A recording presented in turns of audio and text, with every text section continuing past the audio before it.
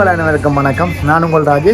எல்லாருமே எதிர்பார்த்து கொண்டிருந்த பாராளுமன்ற தேர்தல் இனிதே எந்த ஒரு பிரச்சனையும் இல்லாமல் நடைபெற்று முடிந்தது.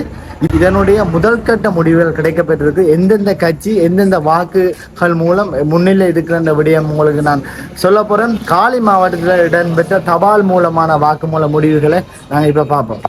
காலி தபால் மூல தேர்தல் முடிவுகள் 2024 என்பிபி, அதாவது அனூர் எங்களோட ஜனாதிபதியினுடைய வாக்குகள் 32,296, 79.08%. மற்றது எஸ்ஜேபி சஜித் பிரேமதாசனுடையது 3,523, 8.63%. என்டிஎஃப் 1964, 4.81%. எஸ்எல்டபிள்பி 1846, 4.52% வாக்குகள் கிடைக்கப்பெற்றது. இம்முடிவுகள் காலியினுடைய தபால் மூல தேர்தல் முடிவுகள் மட்டுமே. இம்முடிவுகள் முதல் தரமாக கிடைக்கப்பெற்றது. இன்னும் வெவ்வேறுபட்ட தரவுகள் உங்களுக்கு ராஜ்வி சேனலூடாக நீங்கள் பெற்றுக்கொள்ளலாம்.